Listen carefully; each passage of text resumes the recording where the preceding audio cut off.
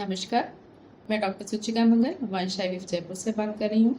आइए आज हम बात करते हैं सोशल एग फ्रीजिंग के बारे में। एग फ्रीजिंग की ज़रूरत किन लोगों को पड़ती है या वो कौन से राइट कैंडिडेट्स हैं जिन्हें एक एज पर आकर अपने एग्स फ्रीज करा लेने चाहिए। जनरली जैसे कि हम लोग देख रहे हैं कि आजकल एज ऑफ मैरिज जो है वो थोड़ी सी आगे बढ़ती जा रही है।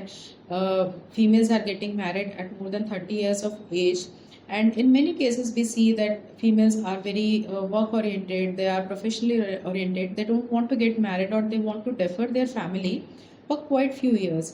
So जब भी हम लोग इस तरह के केसेस देखते हैं कि जहाँ फीमेल की एज मोर देन 35 जा रही है और अभी वो किसी स्टेबल रिलेशनशिप में नहीं आई हैं, she doesn't have plans to get married soon और have kids in some time to come, तो ऐसे केसेस में हम लोग एग फ्रीजिंग की सलाह देते हैं। नंबर 2, जहाँ पर इवन यंगर एजेस में हमें लगता है कि आपका AMH लेवल बहुत कम हो रहा है, यानी कि एग्स की कैपेसिटी जो कि हर किसी की अपनी अलग अलग होती है। AMH लेवल्स हमें ये बताते हैं कि आपकी एग्स की रिजर्व कितना है, यानी कितना टाइम है आपके पास में बेबी को प्लान करने के लिए। तो जिन केसेस में हमें AMH लेवल बहुत लो मिलता है या फिर जहाँ पर फीमेल की एज मोर देन 35 हो जाती है और अभी वो फिलहाल प्रेगनेंसी प्लान नहीं करना चाहती हैं, उन केसेस में हम लोग एग फ्रीजिंग की सलाह देते हैं।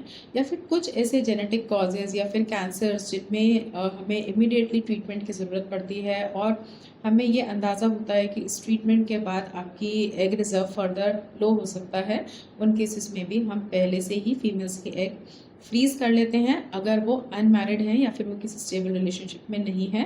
पर इन केस वो फीमेल्स मैरिड हैं और ऑलरेडी किसी स्टेबल पार्टनर के साथ में है, तो उन केसेस में हम लोग हस्बैंड के स्पर्म्स लेकर एम्ब्रियोज को बनाकर उन्हें फ्रीज कर सकते हैं जब तक आप मेंटली और फिजिकली प्रिपेयर्ड नहीं हैं अपनी फैमिली प्लान करने के लिए। Thank you.